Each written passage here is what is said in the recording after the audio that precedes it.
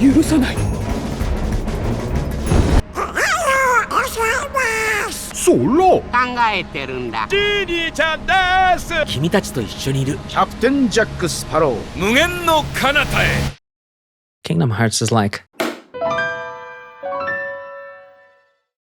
Many people say Kingdom Hearts is a fucking mess, but you gotta trust me on this one. The series is not convoluted. Not if you're looking through the right lens, and that lens is not the plot. It's deeper than it seems and simpler than it sounds. I'm here to dispel the illusions. So, let's make a bet. This is a chess match, and you're my opponent, if you will. To see Kingdom Hearts from a new perspective, you gotta shift the board. All the game gets patched several times in the middle of the match, because it's not about the game or the pieces. It's about the parallels between the squares. So empty your heart and leave your baggage behind. It's dead weight here.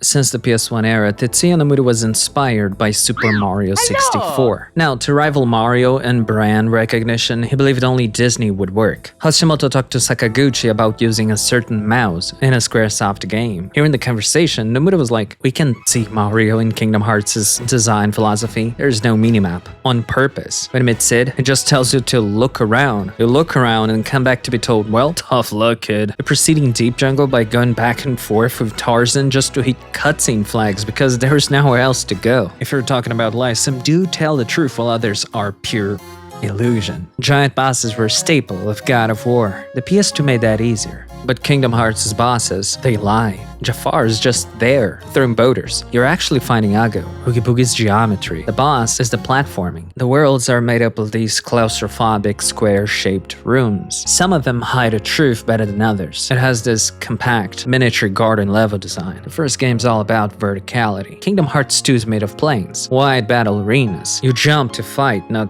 to fall repeatedly. Getting lost and having to use your head is part of the fun, I think. He thought wrong. They were told the first game wasn't user-friendly enough, so the second one had maps and no platforming. Now, some lies do tell the truth, even if they're unreal. It only looks like you're fighting 1,000 Heartless. The ones in the distance are effects mixed with the real enemies nearby to keep the polygon count down. Nomura knew it was his only chance to make a 3D action game with stylized characters. It felt like Destiny, he said, except it didn't begin on an island. For 1 year, he worked on Kingdom Hearts alone before flying to LA. When Nomura showed Disney a chainsaw, they thought, this man must be insane. And that's how the Keyblade was born. Sora is just a normal boy who any kid could be, so the player realizes they don't have to be special. And that connection to others is the real source of potential. Unlike on the Nintendo 64, the PS2 made it easier to express subtext through movement and facial expressions. Sora looks ahead, Riku looks at Sora, and Kairi is always behind them. A sprint is all it takes to establish character dynamics. Miki. Disney told Squaresoft they could only show the king in one quick scene because of scheduling conflicts. At the time, he was staring Disney's magical mirror. Even with just text on screen, Japanese players instantly recognize his way of speaking. The voice uses in the West, that intent did not carry through. Here's the thing though. Square was developing the game thinking it was approved when Disney didn't even know it existed. They only talked to Disney Japan and they couldn't make that kind of decision. But then again, Nomura said Disney approached Square, not the other way around. Maybe he was talking about Disney Japan. In a way, the truth doesn't really matter. Satoru Iwata even told him, there aren't many people who'd go to Disney and say, I don't want to make a game where your characters are the stars, I want to make my own characters. As Nomura himself put it, fate is never left to chance. Kingdom Hearts is a miracle, so I'll take the illusion. I'd rather live on a summer vacation with my friends, even if it's a lie. Roxas has blackouts. He sees men in black around town. Somehow words can be stolen and everyone's first reaction is, well, let's find the thief. He thinks a stick is a key. He dreams of Disney characters, a scattered dream that's like a far-off memory. Just as Sora fights beings of the dark, Roxas finds his own kind, beings of nothingness, in a city that doesn't exist. Namine, a girl who does not exist, tells him straight. 君は本当は存在してはいけないの。いきなりひどいこと言うな。たとえ本当でもひどい。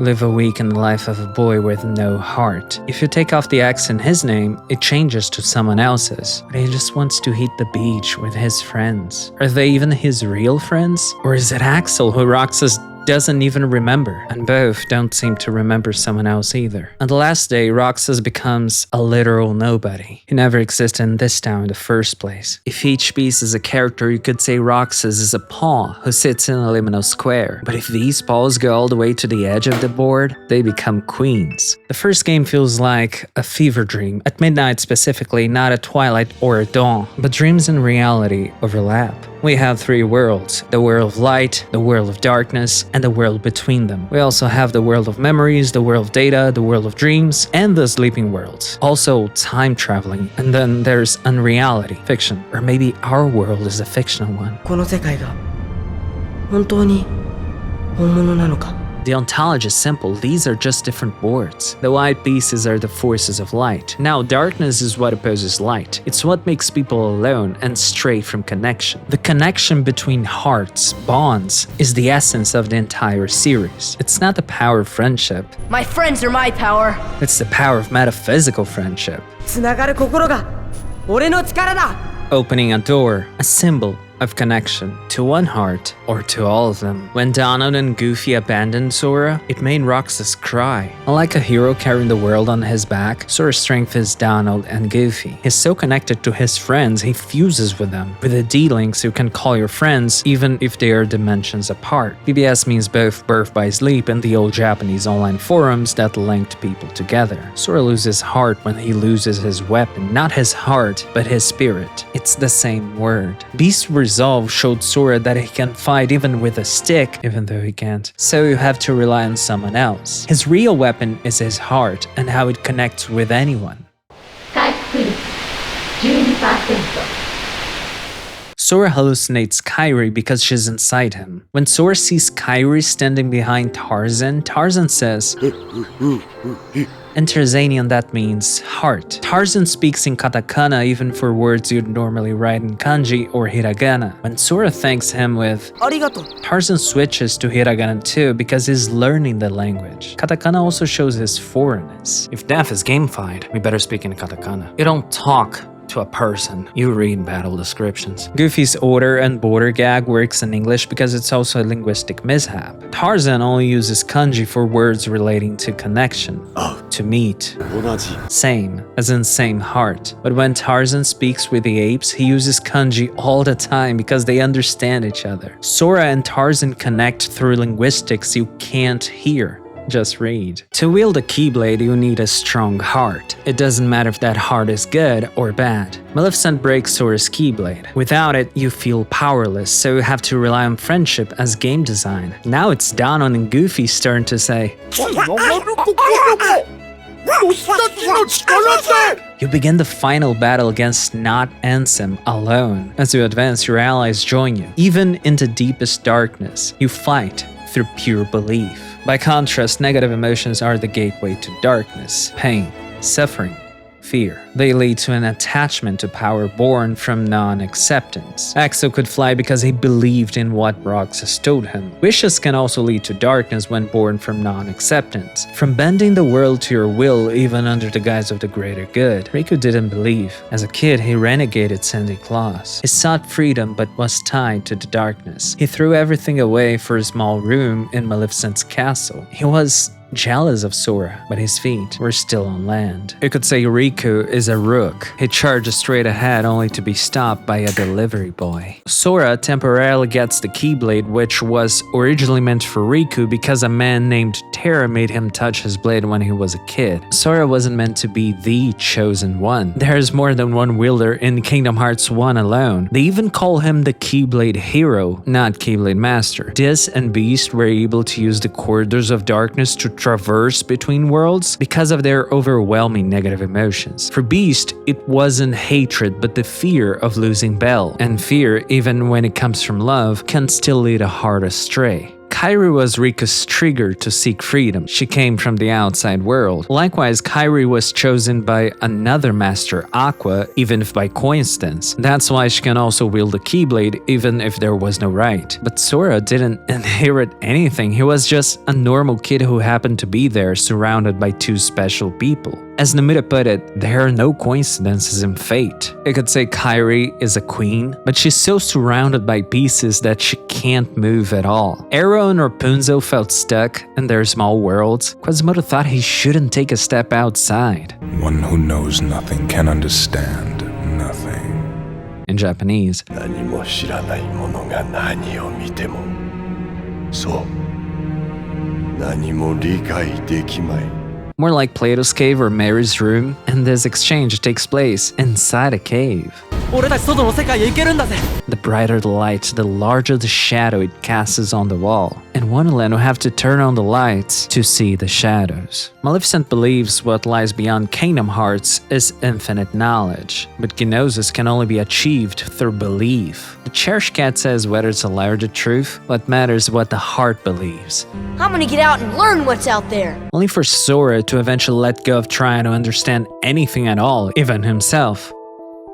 To the Seeker of Darkness, Sora has an ignorant heart, the opposite of knowledge, of wisdom. Ansem the Wise spent years researching the heart only to realize he understood nothing. 私の研究も計画も空という少年の心にはかなわない How wise is someone who uses the wrong lens to try and grasp something that language can't explain but can be understood?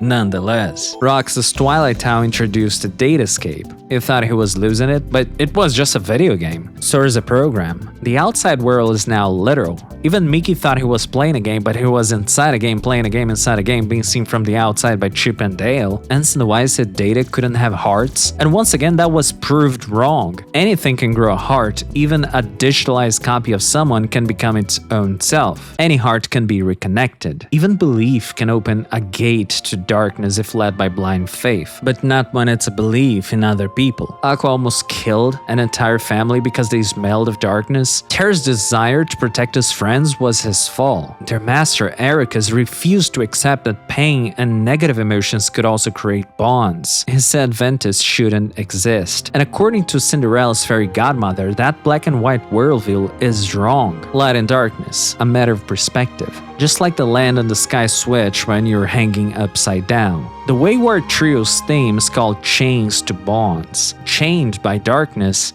freed by connection. Likewise, to wish upon a star might have consequences if it involves forcing yourself onto the world. Maleficent believes the world would be happier in darkness. Children wouldn't be sad with wishes they can't reach. But a wish can only be born from the heart. Nobody's have no heart, but they still have desire. In Castle Oblivion, to gain something, you must lose something else. Leon said they'd never forget each other. Then Nomura thought, what if he did? The characters repeat they won't forget so many times because they're forgetting they're saying they won't forget. Some rooms repeat themselves. They're exactly the same. Maybe we just forgot we passed through. It's the plot of this organization, but it starts with the traitors, and I don't even know who the fuck they are at this point. And there's also a double agent. If Roxas is a pawn, then Axel is the Joker. Chain of Memories feels like playing the first one, but you have to let go of that muscle memory. Imagine shuffling through a menu for the right command in an action game. Cloud fights like his in Kingdom Hearts 1, but I can't. Cards are symbols. Sora starts weak because his memories and abilities got scrambled. It's a turn-based game pretending to be an action game. You can stand still and just counter with the right card. Evading works best when you have no options left. The 3D space tempts you to move around, but that's a lie. The GBA screen is small, so you can see both your cards and the enemies without going all cross-eyed while being tempted to move around in this open space. Many of these side games feel fake. They are, geographically, not ontologically. Traverse Town feels normal, but I can't flow motion the old level design, so I dream the rest. Dream, drop. And the distance between Sora and Riku always on the verge of closing, but never quite doing so. In Wonderland, we must find proof of Alice's innocence by getting lost. In Wonderland, we must find proof through a keyword system, but I'm upside down. In Wonderland, we must find proof that Alice didn't steal the Queen of Hearts' memories. Cloud wants to recover his lost memories. I was starting to realize this board included some things I might have forgotten, memories sleeping deep within my heart. People commit sins they don't even remember doing. Sora stabbed himself in the chest to free Kairi's heart. He became a Heartless, leaving behind an empty shell or two. Roxas is part of Organization 13, a group of nobodies led by Xemnas. Just so you know, the height of each chair is not fixed, that's up to each member. Roxas was just born, so the player gets treated like a baby. It's a slice of life about an evil organization plotting to recover their own hearts to feel again what it means to be human. They wanted to depict the repetition of days. You'll feel as empty as working retail, waiting for Axel to come back from his mission in Castle Oblivion, not knowing if he's dead or alive. You investigate each world so the organization can better prepare themselves to fail. Each member has a job. Xemnas is a mystic knight. Zigbar is a sniper who clearly knows more than he lets on because Nomura liked his voice actor a lot. Zaudin is a dragoon who doesn't betray the organization. Vexen has a Gesugal expression that I find so hot, but not him. He uses ice because scientists are code, or chemists or alchemists. Lakeshas uses earth because he's a big, stern guy, probably a warrior. Zexion is a scholar and he's hot. The Nobody Mugu is a merchant. Zyx is the berserker type and Axel's friend. Axel is an assassin, who can also be a ninja, maybe.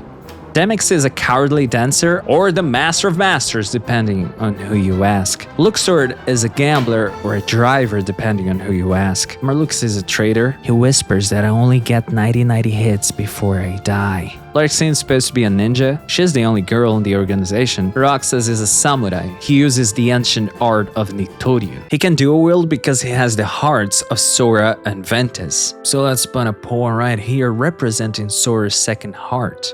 Ventus. Sora can dual wield for the same reason. He carries 3 hearts inside him, or 4 if you count imaginary numbers. Several hearts or no hearts is the most important piece of symbolism in the story. It all ties to the protagonist and to the saga's antagonist. The answer is inside this box. I'll open it later. And the 14th member of Organization 13 is Xion. When Sora goes to sleep in Castle Oblivion, Roxas wakes up the next day. As Sora climbs the floors, he remembers Namine and their promise. But Riku is certain he was the one who made that promise. They fight over which memory is true, but that's not Riku, it's a replica. The replica calls Sora a fake who always tried to force himself into his heart. As Data Sora reveals the pain in Sora's heart sideways, replica Riku does the same. At his base, Riku isn't afraid of the darkness and jumps straight in. His replica isn't afraid of the darkness. The replica brought into the future still isn't afraid of the darkness. Aqua planted in Sora the will to one day save Riku because she saw Terra in that boy. All the first 2 moved past that point. The third never got his chance because he never met Sora. Sora's friends becomes objects. Sora discards them to chase someone he thinks he knows. He tells Jimmy the Cricket to shut the fuck up. It was all a ploy by the organization to replace his true memories with fake ones so they could take the key. Only they could have predicted that for Sora, it doesn't matter if a memory is fake as long as it feels true. But maybe Sora only thinks he knows the other girl. Maybe the blonde girl's the real one. It didn't have a PS2, but he wanted to play Kingdom Hearts on your GBA. For you, those memories were true at first. Sora doesn't know much, just like the player who skipped almost every game because he assumed that number 3 came after 2. And if you did have a PS2 and skipped the GBA one because you assumed 2 came after 1, well, no problem. You won't remember a game you never played, just like Sora. Everyone knows that Sora means sky, Riku means land like the shore, and Kairi comes from the sea, or a shell. In the beginning, Kairi is making an accessory out of seashells in the shape of a palpu fruit, a wayfinder, a charm shared by people to always find their way back to each other. In the opening, a shell is swept away by a wave, Nami, ne, the sound of the waves. Kanemaki Tomoko, who adapted Kingdom Hearts into novels and helped write Days, was the one who proposed Xion, the sound of the tide. Shion gives Roxas a shell so he can hear the waves. They promise to heat the beach, a far-off memory that's like a scattered dream. She keeps laying shells next to his bed when he falls into a coma, and he does the same for her later. When Sora crosses into the other side of his memories, he feels nostalgic for a life he never lived. The dual screen starts syncing. First during cutscenes, then during traversal, and finally on bosses. The heart remembers even when the mind forgets. It's the same word. But if you're bound by the chain of memories, you can't trust your heart. In the end, even the replica would rather keep his false memories of Namine because they feel true. A promise, false or not, is kept as an oath, made in the present. I'm not interested. That's just an illusion. I mean, games are illusions to begin with, right? But the rules... We're still playing. Just put the pieces back where we remember them. Who do you think I am, a magician? Well, use your head. What you remember is the truth. That's not a rule. That's disgusting. Feels like a rule. Nomura developed the concept, but Daisuke Watanabe wrote Chain of Memories. That feeling of happiness from having met someone, even if it is based on lies or misunderstandings, the fact that you're happy was still real. To be unwavering about the truth here and reject the happiness you felt as fake is sad. Truth and illusions. In Kingdom Hearts, that's not a weak heart. That's a heart that bends reality. The nobodies want hearts, but they already feel. Connection is what makes any being grow a heart, even if the ones they are connecting with don't have hearts either. The genie says Roxas never had a friend like him, and how to respect that friend's wishes, a friend's intention. Roxas learns he can help people even if it's outside the scope of the mission. He learns what a summer vacation means. Roxas doesn't know what to do when no one tells him what to do. He doesn't know what it means to be. He watches Beast protect Belle and learns what it means to protect someone over a thing or an ideal or a wish. He says people in Beast's castle aren't human. Well, he isn't either. In a world where animals talk, being human isn't that important. Having a heart is. Riku seeks Pinocchio's heart to restore Kairi's, less out of love for her, but more to atone for his sins. Pinocchio is Geppetto's light. He put his whole heart and soul into a puppet. He made a heart out of nothing. A puppet can grow a heart, or a replica, or a nobody. Woody says, "We are all toys." Existentialist Buzz points at the empty mech and says, "Well, that's also a toy." But what happens when a nobody dies? Living beings have a heart, a body, and a soul. The soul is the life force. Hearts are tied to memories, but they aren't limited to people. They belong to all things. Trees, stones, the wind that blows across a field of flowers. Everything that exists in the world. They might have tried to explain this to Disney and they just said, well, that must be an Eastern way of thinking. Shinto, Taoism, Pantheism. 俺たちの心の中にはたくさんの世界が広がってる。 What happens to the soul and body when a being loses their heart? A person only dies when their soul leaves the vessel, the body. If the heart is lost but the body and soul remain and their will is strong, the shell left behind becomes a nobody, even if it's just an empty armor. Even if heart, body, and soul are gone or scattered, the will can still reach someone. An echo of a heart's determination. People don't die in Kingdom Hearts. It's a series ontology. All life has a heart. The heart of the world is everything that shapes that world. The heart of the people is the collective heart of everyone living in that world. Kingdom Hearts is the gathering of every heart from every world, the proof of life itself.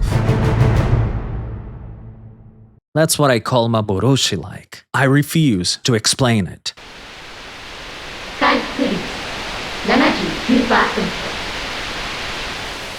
Who am I?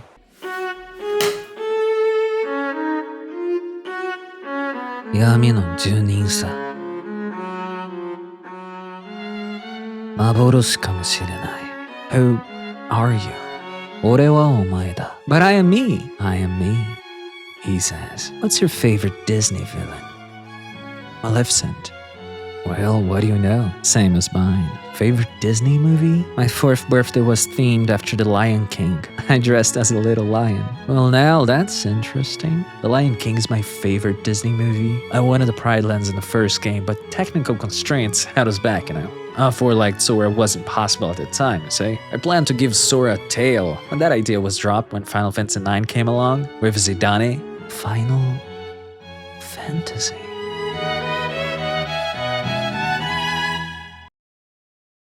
The deeper you fall into darkness, the more you lose yourself, until you find a light that never goes out. In Maborushi, you either descend into yourself and get trapped inside, or emerge on the other side of your own mind. You survive yourself. Otherwise, you remain imprisoned by your ego, blind to other people's existence. The world was made of light, but when everyone wanted the light for themselves, darkness was born. The world was divided. People were divided, but fragments of light remained in the hearts of children. They rebuilt the world. Sora locks the keyholes of each world. In the end, they are separated. From then on, he opens paths, not closes them. Yet, the world is still divided. The era of fairy tales, a dawn-lit city, Daybreak City, all worlds were one. In Kingdom Hearts Key and Union Cross, you choose a faction. You have to fight for ownership of light. Their enemies were no longer just monsters, but each other. There's a traitor among the Union leaders. The breakdown of trust leads to the Keyblade War. But there was no traitor. It was a self-fulfilling prophecy. They all became traitors of their own beliefs and destroyed the balance between light and darkness. They lost connection. While climbing Castle Oblivion, it's Sora's turn to betray connection and Riku's turn to earn it. A mirror journey. Riku climbs through reversed memories. From the basement floors, the darkness of memories, to the upper floors, the light of memories. Throwing away darkness means emptying your heart. Sora gives in to anger bound by the chain of memories. He doesn't say,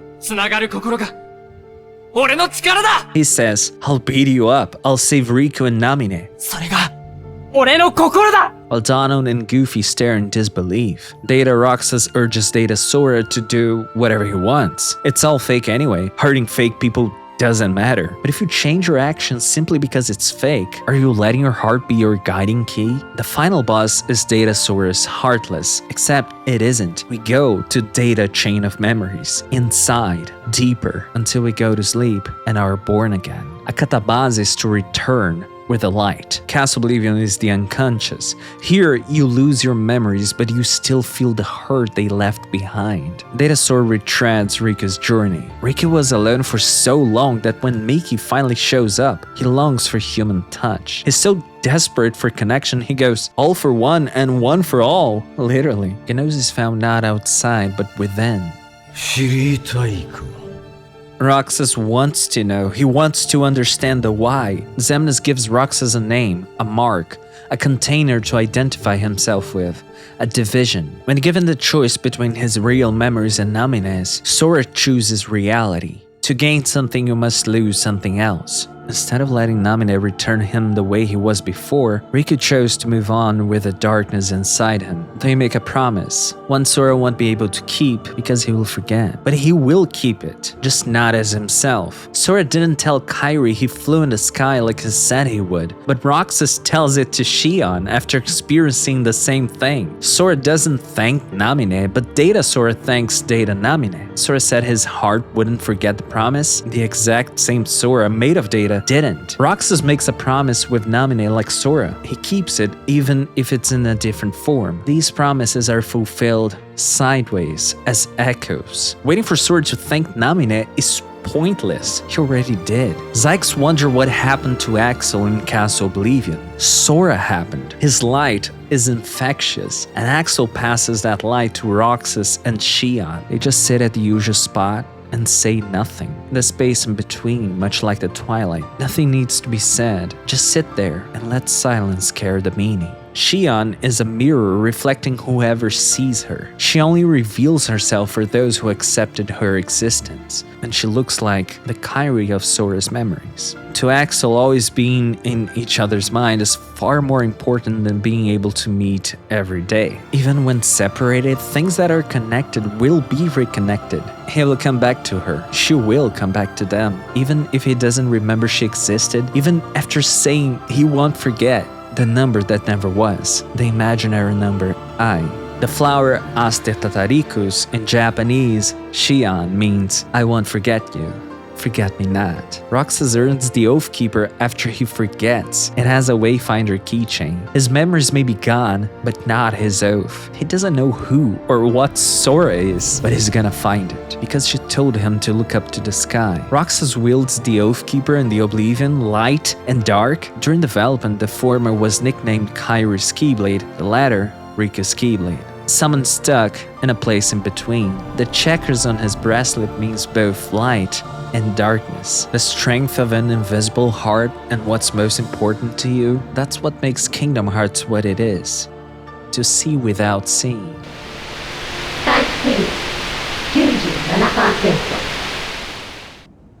The Seeker of Darkness says that every life is born from darkness and ultimately returns to it. When Riku rejects darkness, Lakeshia says he will lose both. At a crossroads, Riku chooses none. He walks the middle path. Inspired by Robert Johnson's story, a musician who supposedly made a deal with the devil at a crossroads. To gain something, you must lose something else. But Riku chooses integration. Every crossroads that appears in the series carries the same meaning. Not the road to Twilight, but the road to dawn. 夜明けの道さ。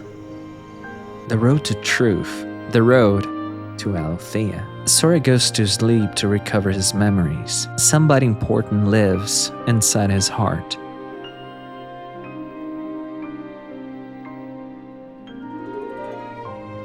羨ましいよ。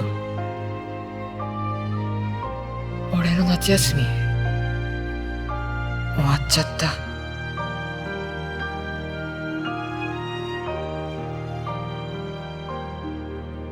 The sun sets for one and rises for another. Sora is born from sleep.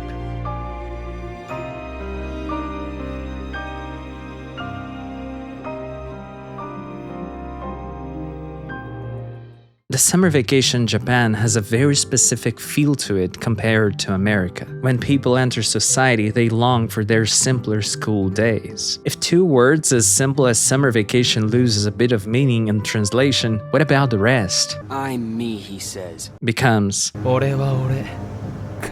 Japanese Donald doesn't know English, so Miki has to teach him. Door to darkness は闇の扉という意味だね。 He's clarifying for those who don't speak English, not inviting me to a cult. But at the same time, when they ask about a password, Miki's like, パスワード？合言葉のことだね。 Miki knows English when it's connected to the darkness, but not when it's a common word. The worst offender is the ending of days. Who else will I have ice cream with? Is, また3人でアイスを食べよう。 if you want to lip sync it properly, let's all have ice cream again. This comes directly after Shion says she's glad to have met both Roxas and Axel. So why the hell is Roxas ignoring Axel in English? Some do ruin the scene, a few make them better. Me? I'm already half Xehanort.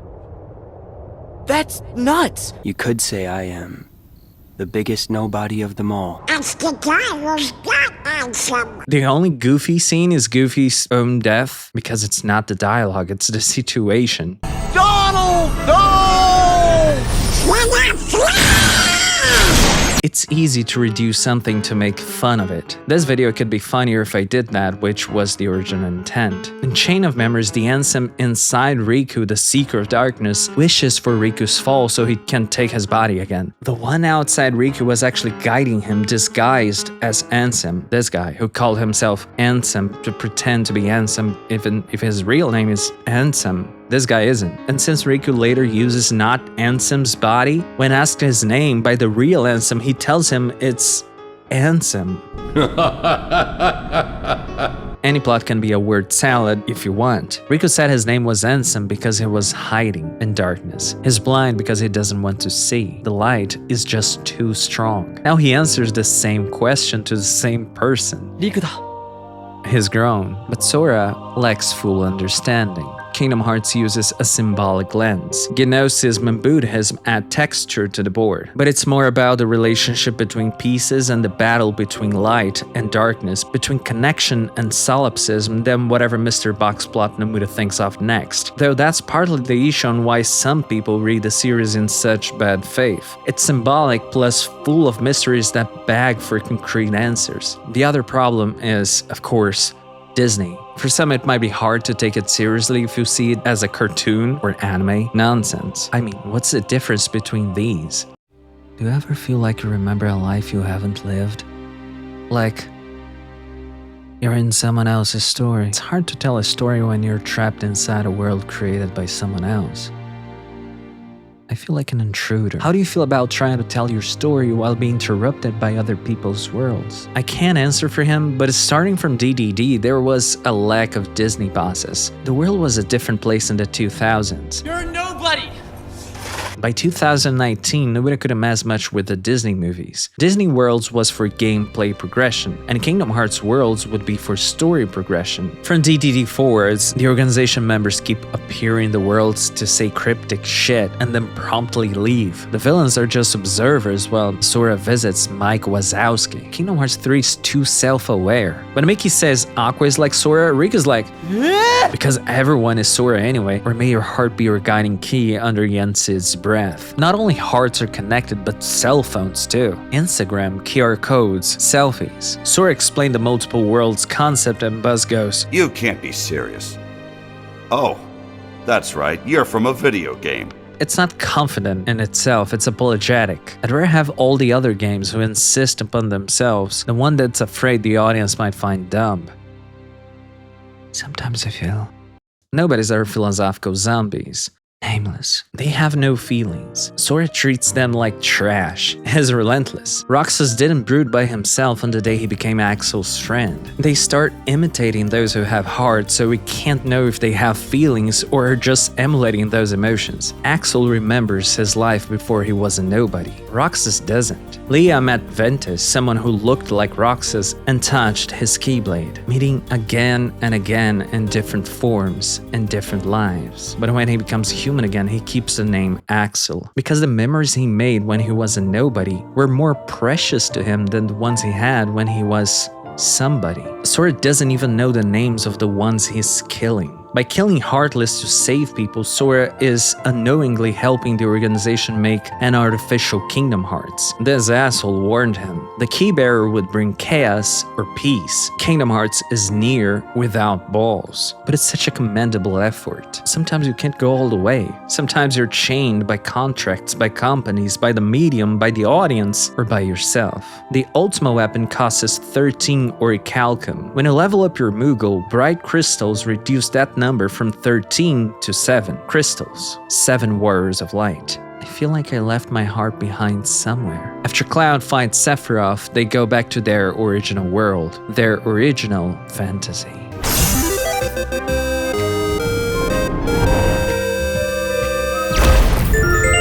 Kyukyokumoso 13 would be the name of Luxord's weapon. The localization team told them a literal translation would be Final Fantasy 13. Moso can be negative as in a delusion or a fantasy. I've been having these weird thoughts lately. Like, is any of this for real or not? So this piece is you. We're talking about Final Fantasy, dude. I fight Bahamut in Toy Story. Wait, that's not Leon, that's Squall. He even has Renoa's wings. In Mika's letter, he mentions a Leon. Leonheart. Piece by piece, the scene is revealed. Which is Squall's catchphrase. Whatever, not never mind. Mr. Not Interested was localized correctly. Squall even presses R1 with his gunblade. If people saw meet Squall in the latter, the impact of the first meeting would weaken. This was suggested by Jun Akiyama, the event planning director. He also refuses to be called Squall because Nomura wanted to imply something in his past. Maybe he lost someone. The Lionheart Keyblade has a Griever keychain. There's Final Fantasy VIII Bully Trio. A bomb turns into Ifrit, who the figure was based on robbed figures from Final Fantasy VII. Zack squats. There's a little black mage on Donald's staff. He shouts, Nomura made Donald a magician because he wanted him to shout Final Fantasy spells. The heroes of Light of the past wear armor, but some things don't match. Cypher never meets his rival, a future that never was. Tidus and Waka are children. Auron is an adult. Yuna is a fairy. Auron is in Hades because his dialogue is a parody written by Nojima himself, the writer of Final Fantasy VII, 8, 10, and Kingdom Hearts 1 and 2, though he only wrote from Hollow Bastion forward on the first one. He's talking to Tidus' dad, but in Final Fantasy X, Auron talks about his sin, and in the end, we can see the lights from the far plane. Nojima likes to leave things unsaid. The silent scene with the balls wasn't on Nomura's outline. It was Nojima's writing. After Kingdom Hearts 2, everything was written by Nomura, especially Days. Kanemaki put the plot together, but Nomura wrote the script in 2 weeks, but the Disney portions weren't written by him. He asked the team to make Roxas developed through his trips to the worlds. Generally, Nomura gave the outline to Masaru Oka, who wrote the dialogue and sent back to him for the final manuscript. But many games have different writers. Nomura wrote everything in Kingdom Hearts 3, including all the text, even the items' names. Nojima supervised this scenario from the last battle to the ending and must have thought, what the fuck happened? Nojima's role was to develop Nomura's scattered dreams. Promotional videos helped present his ideas to his staff and confuse them. Nojima had to retroactively fit the phrases Nomura randomly threw in. Nomura came up with the mysteries and told Nojima to sew them himself, though to be fair, Nomura did help sew some of them. According to Nozue, the instructions Nomura gave to the secret movies were along the lines of, well, there are people like this doing things like that, and that's about the extent of my knowledge. I've gotten used to make things without understanding anything. I had a hard time figuring out how to incorporate the contents of Kingdom Hearts 1 secret movie into 2. But in this one, I have no idea what's going on. When I tried making a game, I was so bad at explaining myself that out of 4 people, only 1 understood what I was going for. Me. I didn't fall for that shit. We are completely different. Sure, I like themes about identity, memories, dreams, and recursion, but you don't have the mouse. You withhold the answer for a plot twist later. There's always a correct answer. Eventually, you wake the player up. I let them live inside a dream, as if it was reality, because they are one and the same. Oh, so you don't answer the questions because you don't know the answers. So nobody can ask or theorize anything because it doesn't matter. Why are you confronting me? Can't you take one single push? You need everyone to always agree with you? Do you know what it's like to receive criticism from all sides, even from fans? You know what it's like for your work to be called nonsense all the time? You don't. But you will. We are the same breed. They'll mistake form for content, and there'll be nothing you'll be able to do about it. Nothing! You just believe without knowledge. Believe without proof. You believe to be a soldier, first class, but you are just a fucking nobody. A puppet. Cloud is not chasing Sephiroth, he's running away from Tifa. He's beaten by Sora, stomped by Cerberus, carried by Hercules like a puppet, because Cloud isn't a hero. He's just a kid who's jealous of the one chosen by the Keyblade. He's dressed right out of Halloween Town, or bored half of Vincent's clothes to show his leaning into darkness. His Buster Sword is injured, like Donald, both designed by the Belt Zipper Checkerman. Nomura's high school teacher introduced him to the works of Yoshitaka Amano. Nomura wanted to be a mangaka. He gave up. A friend was supposed to introduce him to someone from an advertising company, but he needed a job fast, and a friend was too slow. So he saw Amano's drawings in a magazine ad. He joined Squaresoft. Because his friend was too slow, the world was changed forever. Fate is never left to chance. Whether that's a curse or a miracle to Final Fantasy, That's up to you. He designed Gilgamesh, a character who crosses over dimensions, in a series that each game is an enclosed world. According to Nomura, Gilgamesh is a multi-armed magical being who carried a different weapon in each hand. Setzer was in Kingdom Hearts because it was his design.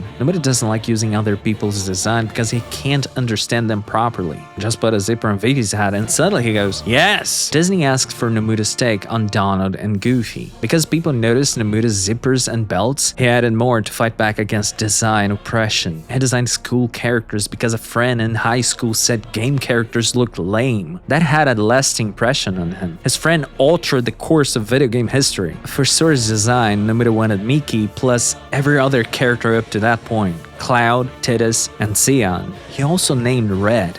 13 Final Fantasy characters were added because Nomura couldn't think of any Disney characters to guide Sora in Traverse Town, and creating original ones wouldn't be as appealing. It wasn't meant to be taken as a Disney plus Final Fantasy collaboration. It was about using available Final Fantasy characters to lift unknown characters until they could stand on their own. Among Sakaguchi's many students, Nomura described himself as the strange one. After all, people would get pissed if he tried to put an action system in a Final Fantasy game. He also thought about reaction commands back in Final Fantasy VIII, but could only implement them in Kingdom Hearts 2. My ideal situation, even when developing Final Fantasy games, which are all command-based, I always have in mind how can I make this a little bit more action, but without going too action. It's almost like having a perfect balance of blending the two. This was actually something I've always wanted to experiment with, so you were the one responsible for it.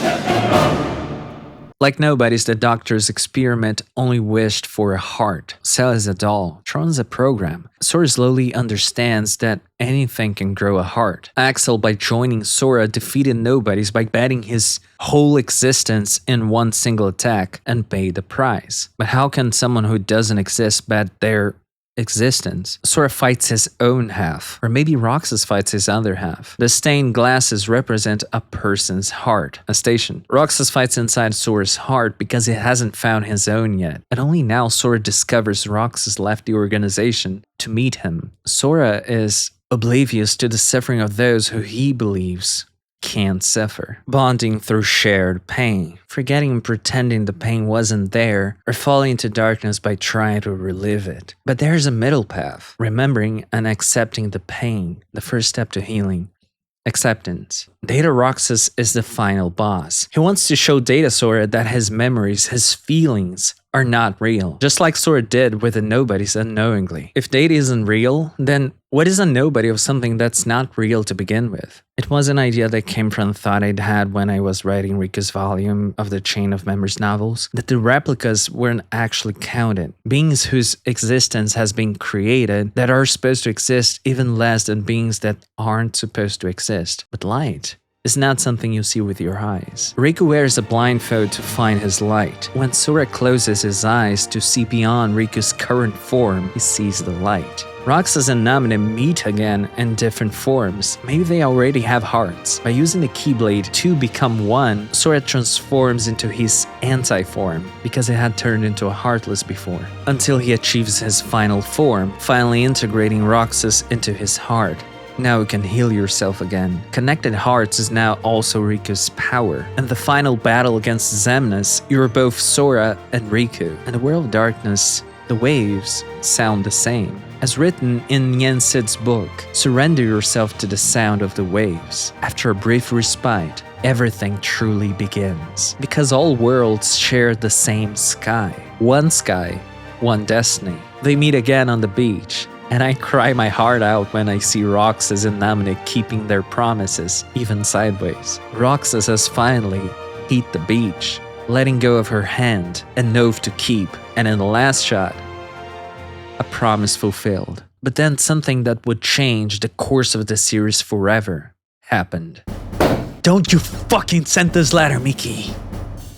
Whoa, soy. Fate cannot be stopped. It already happened. Nomura was considering if he would include the letter or not. all enigmas from Kingdom Hearts and Chain of Memories will be solved in Kingdom Hearts 2, so it's possible to end it all then and there. However, a quite few new mysteries are glimpsed at in Kingdom Hearts 2, so it isn't impossible to create another story afterwards. When I saw the secret movie at the time, I thought this was the future. Sora was dead. Mickey was fucking killed. I would at least say it's an episode in the past, but it's in the past, but you can also think it's in the future. Something like that. Birth by Sleep takes place in the past. Nomura didn't know a sequel would be made. He only added a secret ending in the hope of being made. He even says, all according to plan, on interviews. Nomura is Xehanort, the guy with a master plan who's not a master nor there's a plan. He just wings it and says, all according to plan. In the mid his interviews, he always just agrees with the interviewer saying, well, sure, it can be that. But then again, he said he's always thinking one game ahead, and by the end of one, he already had thought of Chain of Memories and how 2 might start with a new protagonist. Then again, he says, I'm not really considering the kinds of complicating balancing issues that everyone imagines. And the game stories are simply the result of me making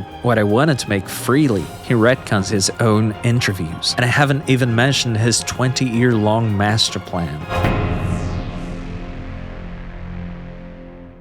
You think the kid is Roxas, but when he smiles, you know something's wrong. Terra and Aqua play the older brother and sister roles. They share a wayfinder, a connection charm. And Aqua, like Kairi, is always late. But exactly because of that, she's the climax of the game. Their master is Hironobu Sakaguchi, an old man obsessed with light. The interplay of light and dark is the true essence of Final Fantasy, as you know. Erika's is an anagram for square. Xehanort is an anagram for no heart or another, if you take off the X. He appeared before several times, I just didn't know it was him. Riku's heart-shaped chest was missing the Heartless Cross because he hadn't yet fallen to darkness completely. Vanita's darkness-given form was created by extracting every bit of darkness inside Ven. He wears the same armor but with no heart on his chest. The Unversed are extensions of Vanitas. They are born from negative emotions, where the Heartless are born from the heart's darkness. The Unversed appear again in Monster Inc. They used fear as fuel,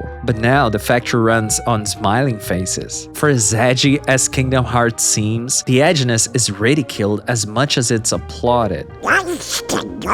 All the villains are the edgy ones. When he roasts young Xehanort, Sully grabs Vanitas like a trash bag. Vanitas, empty in Latin. Sora is both sky and kata, which also means empty. As Sora filled in Ventus' fractured heart, the fractured part, Vanitas, was affected by Sora and turned out to have Sora's face. If it had been Riku who had filled in Ventus' heart, Vanitas would have looked like Riku. Terra thinks way too much, so he can go ahead and make all the wrong choices. Riku falls because of jealousy. Terra falls because of zealotry, of his mission, of his dream, of his friends. Ventus' story is about him going all hi-ho on us. He helps sew Cinderella's dress. He saves Snow White on that frightening forest scene, a heart of pure light, like the 7 princes of heart. He even defeats Lucifer, the Lightbringer. On the other hand, Terra is used by the villains. I don't think he realizes he's in a Disney story and should judge a person by their appearance. Never mind the look, just look at his fingers. Xehanort used Terra's drive to protect his friends to breed darkness in his heart. He fucking kills Peter Pan. But Terra is not as dumb as people make him sound. He uses the villains when he realizes they are bad, just as much as the villains use him. He had no intention of replacing Snow White's hunter role.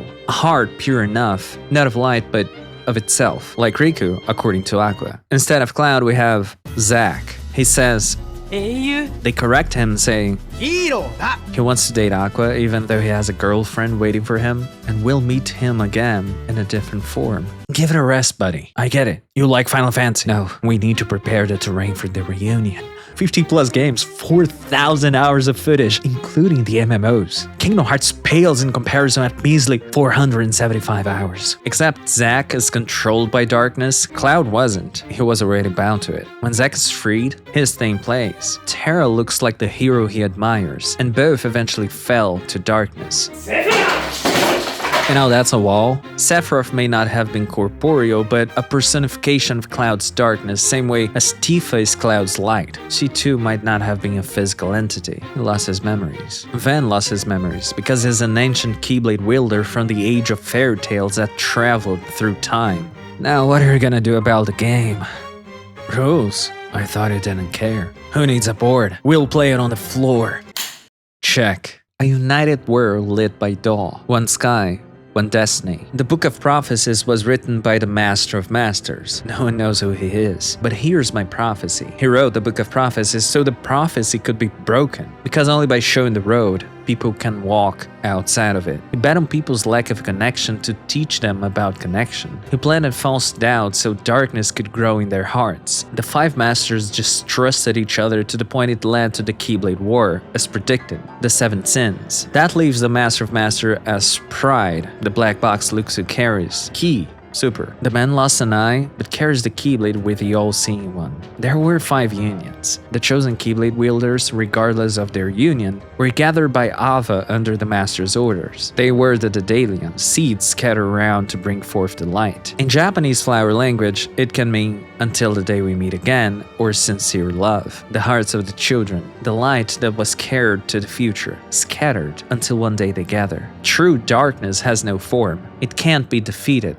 It had a form on the day of the Master's youth. They abandoned that form to defeat the light, scattered in 13 darknesses, losing its single will. When someone is believed to be the vessel of pure evil, they can be contained into a single enemy. But when darkness spreads, it can invade anyone. Vanitas might be one of the 13 darknesses or not. When Sora enters Ven's heart, he sees darkness. He asks if they are Vanitas, but they don't answer. They call shrouding the world in darkness expansion, so they can be whole again. The Master calls the Child of Destiny the Singularity. Xehanort spreads his heart everywhere. He desires control, to remake the world allegedly for balance. The Master wants people to remake the world through connection by breaking any kind of personal control, according to my prophets, that is. The Master trusts his future generations. Xehanort trusts himself, but how can he trust that vision? An entity of foretold misfortune, imbalance observed, strength misplaced, a future filled with sorrow. Words of truth misunderstood as they explore the secret of tomorrow. The Book of Prophecies' last page fits both the Union's paranoia and Xehanort, and it fits Riku. But it depends when you read it. After all, time is cyclical. Doing so in the wrong time and place molds your misconception. Xehanort asks the Queen of Hearts is, "You decide everything for everyone?" Her need for control is Xehanort's own mirror. The magic mirror calls him bald, a demonstration of my resolve. He avoided the look and just shaved it clean. He didn't cling to desire, but embraced change. But that's a lie. Xehanort actually shaved to show his resolve. He didn't went bald at all. Nomura even hyped that now you'll understand why Xehanort is bald. Xehanort asks the magic mirror if his past friends were real or just a dream he had. One of them was Ventus, and Master Xehanort is the one who finds the boy. The player from Union Cross, who I will effectively call Everglow, fought in the Keyblade War and was reborn as Xehanort's caretaker. Xehanort read his memories through dreams and mistakenly believed they were his own. Everglow believed Xehanort was the Child of Destiny because he saw his dreams and thus connected with another person's emotions directly. The Child of Destiny's power is empathy. Empathy might also lead to darkness. As you feel everyone around you, you start to think everyone's darkness is your own, or it might lead to light. リクならきっとなれると思ってた。俺、すっごく嬉しいよ。そら、まるで自分のことみたいだね。Sora felt Elsa's sadness from afar. Xehanort felt hatred, jealousy, and doubt. These were not his own emotions, but feelings of people he had yet to meet. And some of those feelings were even directed at him. He thought of the other until he took the other for himself, and then there was no one else. But for Xehanort, one lifetime isn't enough, nor is leaving a legacy to others. He personally wants to see what's beyond the horizon, to perfectly balance light and darkness by force, to enact another Keyblade War. The story of the Walrus and the Carpenter, of how curiosity might lead one astray. The Seeker of Darkness is a being born from Xehanort's pure curiosity. There are different kinds of purity, but purity doesn't mean good, it means itself. And that can be cruel. But the word used to describe Terra and Riku is the same one. Unlike Riku's, Xehanort's middle path is extreme. You can't balance it perfectly. You can't force people. Riku's choice is a personal one. If you don't trust anyone to the point you recruit several versions of yourself in time, you may already be lost. Countless hearts are stronger than just one. You can't do that, you need to cast aside your body to become a heart. But there's no board anymore, we are inside the board. And I was physically here since the start of the game. Yeah, but not inside the board. And if you lose the piece, you won't have the memories of what happened here in the present. So what's the point? Memories are not just of the mind, but also of the heart. This piece will remember. Terra's body is stolen. His heart and soul coexist within Xehanort's, but his will lingers. After Sora defeats the lingering will, the armor senses Ventus inside Sora. Aqua falls into the dark realm for 10 years, but you can still use the dealings. Even across dimensions, their hearts are still connected. Ven goes to sleep. He falls into nothingness, into oblivion. Xemna has the memories of both Master Xehanort and Terranort. Xemna visits Aqua's armor, a friend. He seeks the Chamber of Awakening in Castle Oblivion to find his other friend, even if he doesn't know who Ven is. Xemna sees Xion as Ven. He sees Roxas as Roxas, who looks like Ven, and both of them wield the same Keyblade of the boy who would defeat him. The leader of the organization himself tells of how weakness can also be awakening. Is he telling that to them or to himself? The True Organization 13 assembles inside Sora's dream. He's dreaming them into existence. Xehanort needed a piece of his heart inside each of the new 13 vessels. While the real plan all along was to gather vessels for Master Xehanort, the organization members thought they'd regain their hearts, but that couldn't be allowed. It is truly solipsism. He can't trust nobody but himself. Instead of every heart being its own self tied to others, it's just his heart at the center. There's a joke about everyone being either Xehanort or Sora. That's not a joke. Imagine Kingdom Hearts, but you're Xehanort.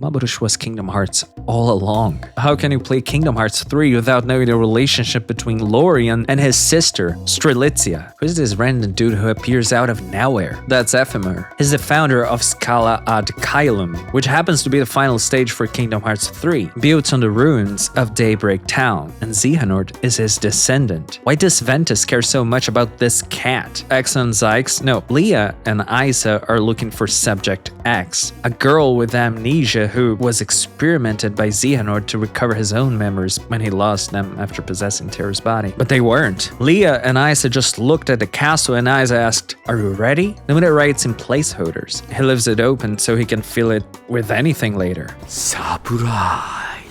After Kingdom Hearts 2 was released on 2005, people waited until 2019 for its sequel. You don't understand why the villain is bald. You don't understand why the Organization 13 is back. But there are some members you've never seen before. Nothing any character says seemed to make sense, even though they try to summarize 10 games in the span of a few hours. You reminisce about a past you haven't lived, because you skipped all the games. You didn't know side games were not spin-offs. Maybe you did and complained about it. Maybe you didn't have the money to buy different systems. Maybe you said it was incomprehensible, even though now we can play them all in one platform. Or you decided to catch up, to meet the work halfway. You've been sleeping on it. It's time to wake up from the dream, discarding memories of the past to earn memories of the future, of different worlds, of different lives. What does the future hold? It's sad to be inside a book. Checkmate. What? That's not even a check. Well, it's for a toad in the book. Why did you write that letter? It would be the perfect trilogy. Why did you have to ruin it? There are no coincidences. Is this you? Or is this past you speaking? You've come to love my kingdom, didn't you? After all, it's pretty similar to your own heart. Why don't you try opening your code?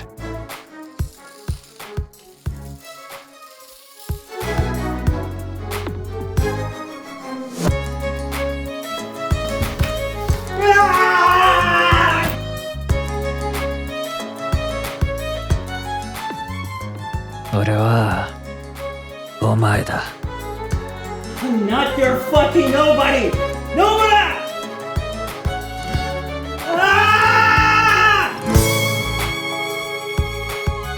Maybe you're the biggest nobody of them all.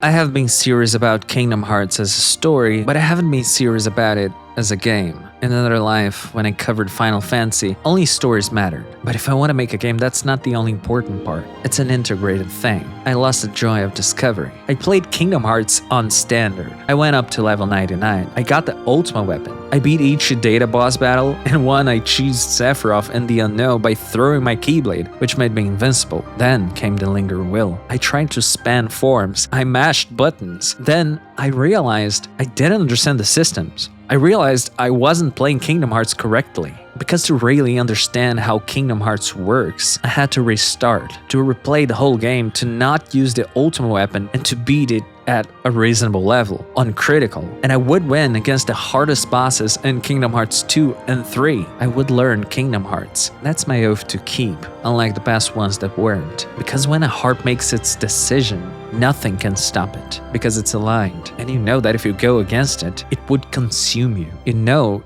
it would be a lie.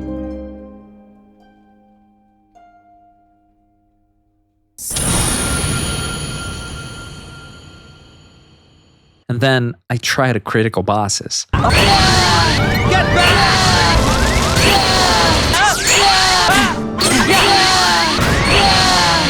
Like Master Yansid said, to become a master you have to forget how to use the Keyblade. To enter each battle as a beginner. No expectations. No ego. Kingdom Hearts 2 is less flashy than 3, so I can focus on what's on screen. Timing is my deepest problem in games. Especially if there's so much shit on screen, I can't process what's happening. From Kingdom Hearts Birth by Sleep and Recon to Kingdom Hearts 3, every game was developed by the Osaka team, not the Tokyo team who developed 1 and 2. Flashy without substance might have started in BBS, but flashiness was always part of the deal. Nomura asked the final battle to be against the city itself. But in 3, the camera takes me away from the action for cinematic angles. I heard I could have deactivated that on the menu long after I beat every boss. The spamming is mostly gone though. They are infamous for the floatness, or whatever people call it. Kingdom Hearts 2 is more grounded. I feel Sora's weight when moving. Anytime you leave the ground, you must know exactly what you're doing. In Kingdom Hearts 3, the sky's the limit. I feel like I'm sliding through the floor instead of walking. There's no friction. If in Kingdom Hearts 2 I use logic, in 3 I have to feel. Zykes is my cue to move aside. In data bosses, the revenge mechanic means you must deliberately not use full combos to avoid retaliation. They are mechanical battles, not reactive ones. Zyke starts the battle turning his back on me to feel his berserk gauge. It goes from controlled button pressing to chaotic frenzy. I noticed my heartbeat got faster every time he went berserk because I lost control of the narrative. When I was in control, my breathing returned to normal. Kingdom Hearts 2 might help me manage my anxiety. The more angry I turned, the more he retaliated, going angry himself. I learned how to be calm exactly because of the revenge value. I knew how much he could take before the trigger. It's about managing your feelings. Yoko Taro once said that he's interested in what happens in the player's head when they play his games, not what's happening on screen. Marluxia was easy. I beat him on my first try. Then I got cocky and died repeatedly on Zigbar. Anytime there's a window of opportunity, my tendency is to get excited or anxious, to take advantage of it. Don't grasp. Mechanical. Predictable. Every battle is data gathering. Every battle is a reflection of yourself. At first I didn't use reflect, and then I realized I should add that new layer. I started losing more because I was not used to it until it was natural. At first I was always defending, waiting for the enemy to attack so I could have an opening. With the vaccine, I noticed I could be more aggressive. The fights turned more creative. It comes to a time when you know you fucked up because you knew what their next move was gonna be, but you timed wrong, so you already know you're dead before you get hit. My first instinct was to always recover in the air, even if I wouldn't die with 1 HP because of second chance and once more. I had to trust the system. You know when you can use a high potion, so you can't use out of panic, only when you know it's safe to heal. Then I learned about iframes. Curing at the exact moment or reflecting grants invincibility on that specific frame. Rhythm,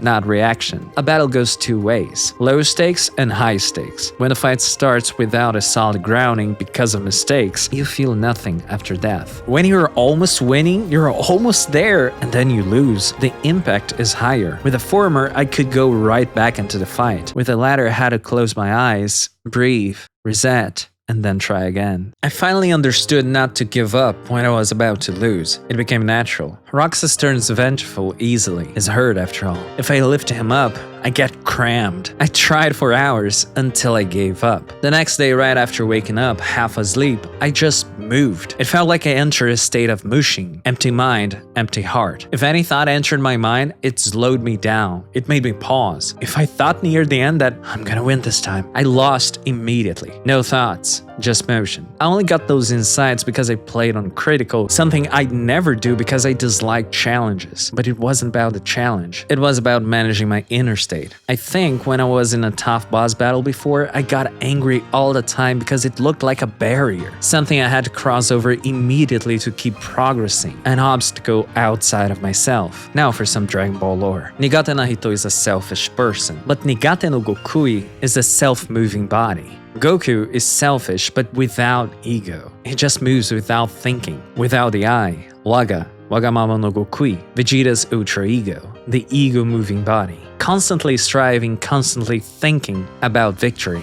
Now when I frame it as a learning process, as feeling, as breathing until I'm empty, it's something else entirely. In Kingdom Hearts 2, I know when I lost before I lost. In 3, I know in the exact moment I lose because I can't deny reality. It gives me more of a rush. I allowed myself to level up as much as I wanted and get the ultimate weapon on this one. It didn't punish my imperfections as harshly. After 15 or so days of continuous critical mode playing and 3 months of 10 Kingdom Hearts games, suddenly I could only play for 10 minutes before my mood soured. My body understood that this last stretch meant danger, and I kept feeding it the same negative feedback loop, getting angry then rage quitting to calm myself. It was a fight or flight response every time I enter a battle, and my response depended on how the fight went right out of the bat. On Xemnas I got so angry, I decided to use that anger. I got more aggressive but committed more mistakes. It gave me a boost, but when I died during the anger phase, my body just went numb. It's not that the anger was gone, it just collapsed because again, anger makes you grasp harder so expectations rise, and collapse harder when they are not met. On the same guy who says, Anger and hate are supreme. I almost fell into darkness, but now I wanted to just breeze through. I ordered a pizza to reward my efforts before I beat him. Turns out I didn't beat him that day. I just wanted to see what was on the other side of unreality. Sora is able to bring his dreams to reality and his nightmares. Sora seeks the power of awakening. He needs to wake up from the dream. Ultimately, to gain the power of awakening, you have to open your eyes. Sora and Kairi promise to return together to their destiny. The Paopu fruit, when shared between two people, intertwines their destinies. In the final battle, everyone dies. Sora can't accept that. He rewrites reality by abusing the power of awakening. Being alone for a while is fine. It makes you stronger as you dive into darkness, unless you forget people exist. Sora always relied on everyone, but when those ties were destroyed, he loses his mind. He can't accept not having everyone. This was exiled to a world of nothingness. He sought revenge, but wished for atonement. His opponent is a heart, his own. Darkness within nothingness. Darkness and zero. Terra sees Riku as young Xehanort. Maybe he's a child of destiny. He would fall the same way as Xehanort if not for Sora. Xehanort had a Sora. Young Erika said he would rewrite the ending. The future is not fixed. A light from the past can reach the future. But Ericus couldn't save his friend, so his heart hardened. If Xehanort traveled through time alone for himself, Sora traveled for his friends by breaking the rules of time traveling. And then the game itself breaks its own rules. Taiyasu wanted to connect Union Cross at the end, borrowing the strength of every past Keyblade wielder with a huge command that surpassed the limits of the system as the culmination of situation commands. All hearts as one. Thank you, Everglow. Sora had to suffer himself to cure those who needed suffering, even though it wasn't himself. He came to the same conclusion in one scene that took a whole game for his program to get. Someone in this sky is suffering. In the Dark Realm, Ensign talks to Aqua about a boy. Aqua asks if he's named Terra or Ven. Ensign does not answer, but others do. Sora.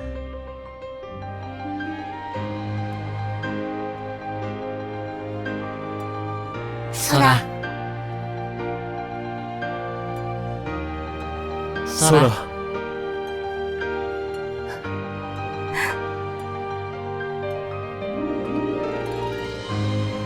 空。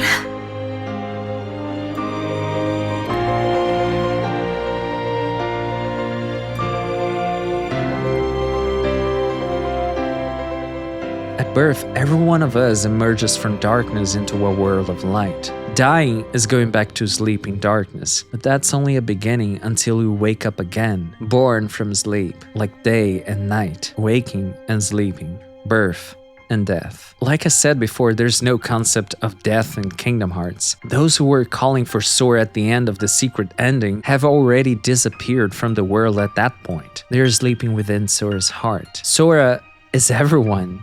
つながる心が俺の力だ。 He encompasses the unity between parts. Even in the Dark Realm, Aqua is under the same sky, the same destiny. She told Sora to take care of his friend, so if he ever fell into darkness, Sora would be there for him. Only he'll be there for everyone. Sora didn't know who most of these people were until the end game, but they are all connected to him regardless. The light, pantheism, unlike darkness, which is, by itself, solipsism. Even the villains long for connection. Sod can't understand why can't Riku accept being together with him in one body if they are so similar. He's forceful. Miki chooses to save Riku no matter what, even if Riku asks for Miki to kill him if worst come to worst. That's Miki's choice, but Riku has a say in it. He chose to believe him.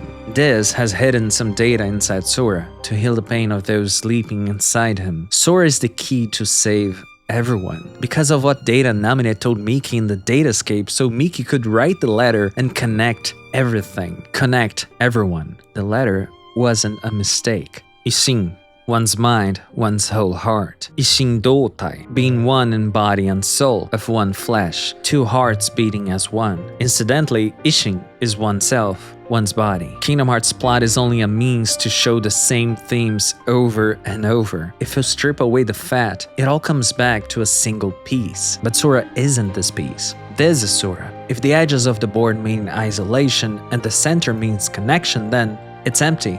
D4, D5, E4, E5 are the center, the heart, but it's surrounded by every other piece. The power of awakening is the power to putting sleeping hearts back the way they were, so it rewrote reality. Sora faces his own shadows and integrates them. Ventus, Roxas, Xion. But instead of becoming whole, he lets them exist as themselves, as replicas. Sora is the most fractured one. Xehanort had no heart inside anymore. He wasn't in anybody's mind anymore, and instead spread his own heart to override other people's. He just grasped harder. He didn't let go. He was too prideful to even conceive the idea of being defeated. Sora made everyone whole and ceased to exist in the process. Ego death. He had no heart left to free, but his own. If Xehanort is no heart because he's heartless, Sora is no heart because he's empty. No mind. Kara, empty. Some types of pain can't be healed. Non-acceptance is what makes people seek to rebuild the world to stop that pain, leading them to darkness and loneliness. You can't bear the pain alone. That's why pain can become a bond and then be healed through connected hearts. お前の痛み、俺が受け止めるよ。 Uketomeru is both to stop the blow and to accept. Riku was modeled after a Final Fantasy protagonist, which was popular at the time, but the one who stops Xehanort is a hero Nomura pictured as a kid. One day, everyone will be connected again. That's why there are so many reunions in Kingdom Hearts 3. That's why death doesn't matter, because it doesn't exist. This is Kingdom Hearts. Nomura was struggling until the last minute about bringing Roxas and Xion back because of the fans. Regardless of his intention, unconsciously or not, for Kingdom Hearts' ontology, he chose right. In the end, Sora becomes only one heart instead of many, and the many become one. Sora and Xehanort are the only ones who willingly abandon their hearts. Sora did it for Kairi, Xehanort did it for himself. Xehanort and Sora complete foils to each other. Until the very end, Sora never even saw Xehanort.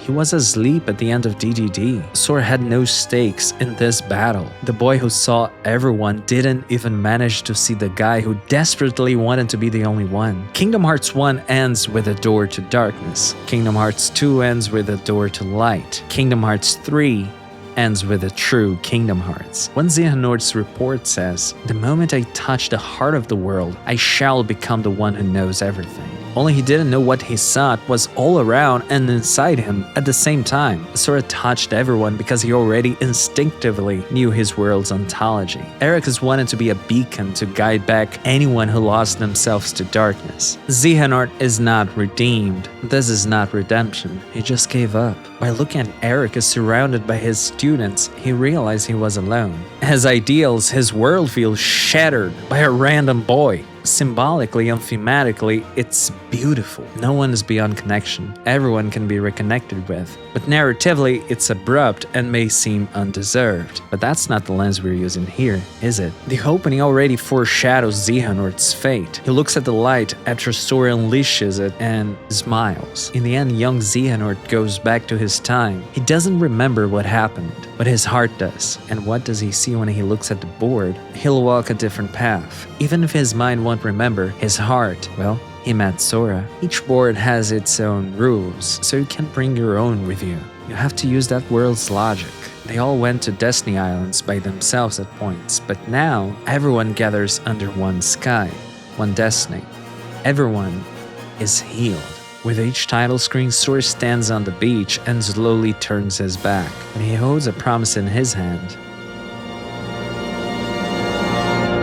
And I also have an oath to keep. The lingering will messes with your command panels. The opening attack is different every time. He does the M's twice in a row. I went to sleep frustrated. I spent 4 hours and I didn't beat him. I fought him in my dreams. In the dream, I was climbing a building from the outside. The dream had a time limit. The world ended, and I went back to the beginning. The next morning, I got better at the fight. My brain was consolidating the mechanics during sleep. But fighting a boss who punishes even 1 second mistakes is like fighting a boss who punishes even 1 second mistakes while you observe yourself fighting a boss who punishes even 1 second mistakes. This metacognition adds a delay. It's like trying to play chess. The external rules are the same, but the internal ones change each time you look at a board. Only you realize you're inside the board, and each piece is you, and you have to micromanage it all. But remember, there's another game board outside. I'm operating a machinery I didn't choose. A friend of mine who shall remain nameless said they only get nervous at the end of a roguelike run 5 hours in. I'm trying to defeat the lingering will for 5 hours. To them, that's just a matter of trying again after spending 2 to 5 minutes and failing. To me, it's 5 hours of piled up unreleased energy. If on 2 I used calmness and an empty heart, on 3 I couldn't reason with it anymore. My body started itching in the middle of each match. Every time I lost meant I was further away from the future. May your heart be your guiding key. My heart said, fucking kill him already. What the fuck is happening? I don't even know what I'm doing anymore. I'm just doing it. As I beat the armor, my will is destroyed because I had no use for grasping anymore, for striving. I just beat him and felt nothing. No sense of accomplishment. With Master Xehanort, I've buried a past that started in 2002 and bid farewell to the Darkseeker saga. With Xion, I fight myself. Only it's a memory. But there's still one boss left, the future. By abusing his powers, Sora woke up in a world of fiction, or reality. Mutually fictional worlds. All real, under different lenses. Kingdom Hearts began with the stars vanishing from the night sky. If possible, I'd like to fly into the night sky and pursue the truth. Yozora. Sometimes it just starts the battles with his DM. This was actually helpful because I could learn the pattern without needing to reach the middle of the fight. He steals your recovering items and your Kupo coin. Anytime he caught my Keyblade right in the beginning, I just closed my eyes and breathed. My shoulders fell, and I regained composure to die and try again. When you're reminded people exist, when someone else gazes at you, you lose. My wife entered the room, and I lost. A fly passed by, and I lost. It's just you. There's no one else but you. The goal is to be able to empty yourself even with people around, even when the other gazes at you. I thought, what if people demand proof that I beat every boss in Critical at level 60 after having trouble on Standard on level 99 while streaming? I lost. I thought, I'm going to win now. Every time I thought of something outside of myself, I lost. You have to kill your ego, even if it's just for those few minutes. Every time I launched the Kingdom Hearts 3, I watched the opening as a mantra to not forget what I've been through, to never forget.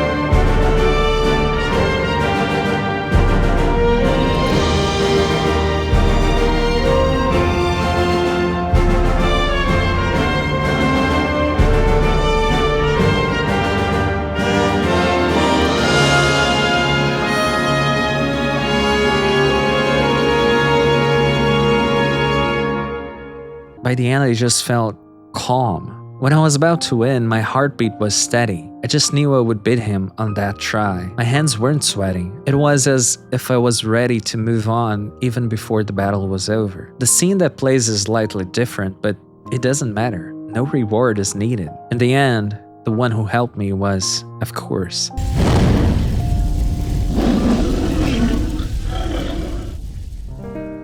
checkmate. What? The whole series was just Kairo retelling everything to you.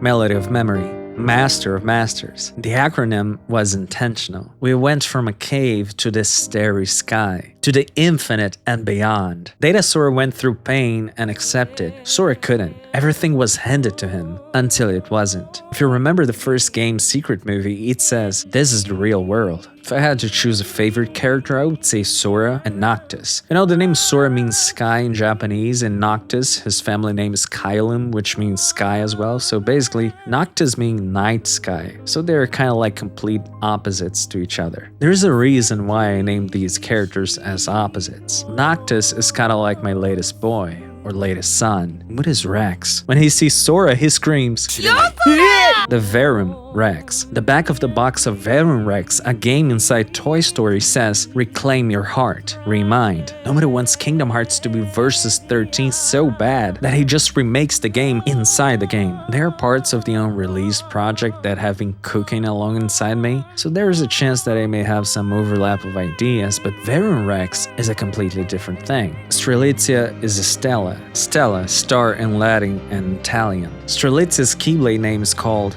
Starlight. The nameless star is waiting for someone. She lost her name and tells us how Yozora's form was changed beyond recognition. 誰に姿を奪われたんだ？人でしょうか？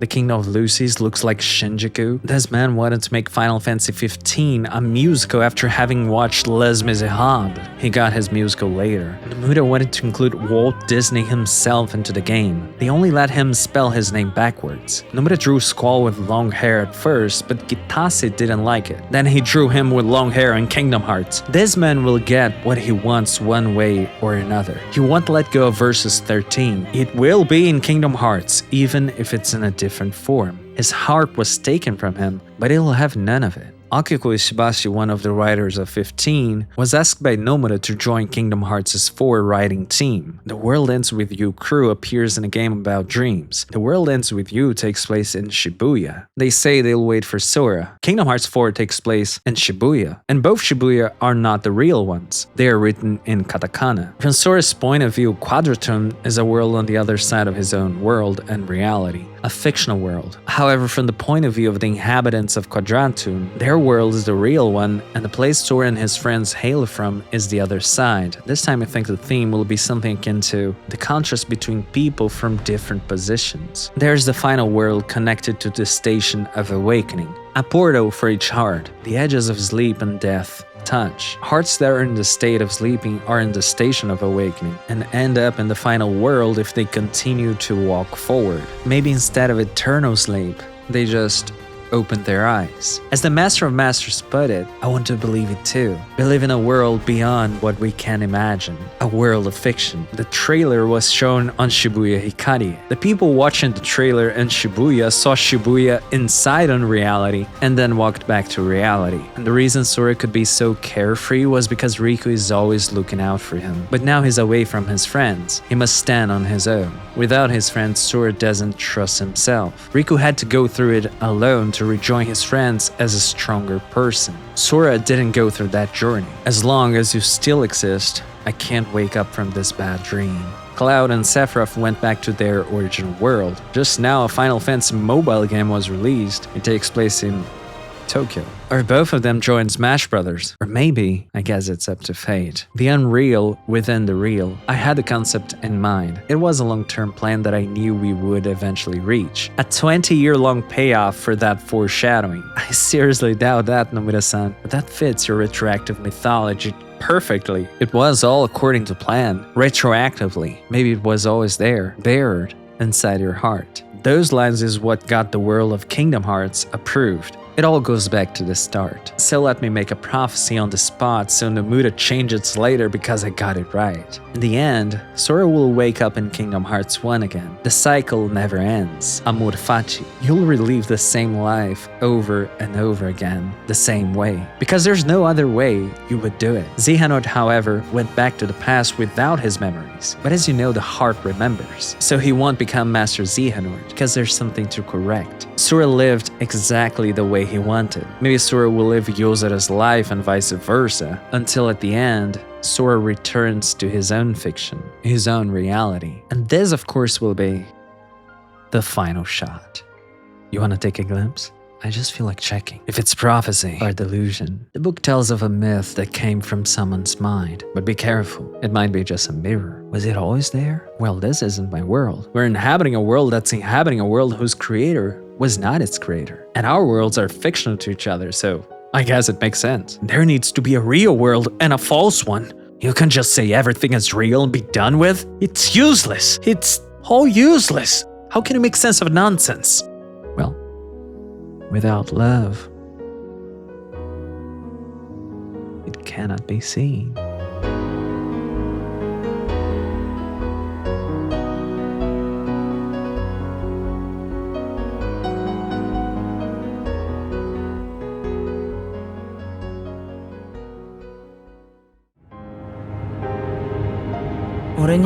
俺にはよくわからないんだ。よくわからないんだ。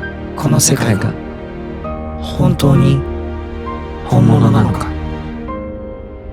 そんなの考えたこともなかった。That's not Nomura. It's just my reflection. I see you by the door, so just walk through. Don't take too long, 'cause everything you've said, you'll find